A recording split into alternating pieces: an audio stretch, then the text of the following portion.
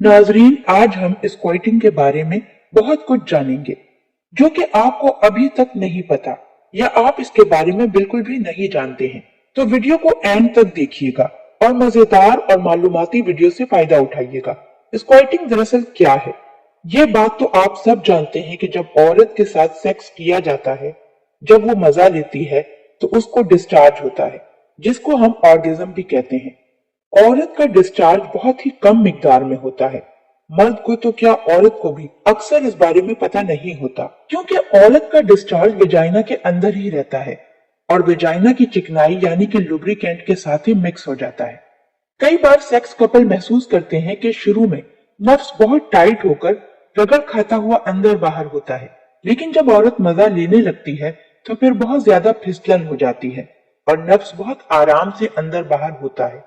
ये दरअसल औरत का डिस्चार्ज होता है। इसके अलावा एक और जिसे ऑर्गेज्म भी कहते हैं, ये औरत को बाकायदा महसूस होता है।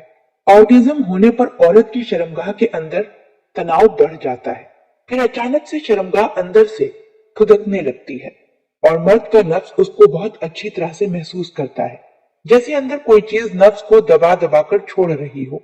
ये ऑर्गेज्म जो कि सेक्स का हाई लेवल है। आमतौर पर लोग यहाँ तक बहुत ही मुश्किल से पहुंच पाते हैं।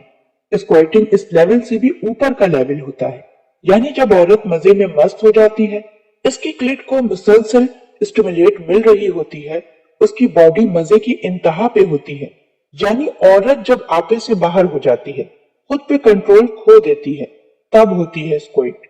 स्क्वैटिंग किसी भी औरत की हो सकती है, सिर्फ उसका ध्यान सेक्स पे होना चाहिए, उसको भरपूर मजा लेना आना चाहिए। अपने शौहर के साथ आप जायज हद में रहकर भी बहुत कुछ कर सकते हैं और स्क्वैटिंग भी आखिरी हद के अंदर है, लेकिन अपने आप में बेहद है। उसका पानी बेरंग और किसी भी किस्म की स्मेल के बगैर होता है और ये वेजाइनल डिस्चार्ज नहीं होता, यानी ये पानी वेजाइना के अंदर से नहीं निकलता बल्कि यूरिन कैनाल से निकलता है, यानी जहां से पेशाब निकलता है। लेकिन ये पेशाब नहीं होता, ये आम पानी ही की तरह होता है, जो कि औरत की फीलिंग्स और बॉडी पर जोर पड़ने और मजे को बर्दाश्त करने की वजह से पेशाब बनने से पहले ही जमा होकर बड़े प्रेशर से बाहर निकलता है और औरत को बहुत सेटिस्फाई करता है। अब बात करते हैं कि स्क्वैटिंग तक कैसे पहुंचा जा सकता है। तो ये बात पुरानी बातों की तरह से ही है। आपको सेक्स से पहले औरत के साथ एक्सट्रीम लेवल तक फोरप्ले करना है।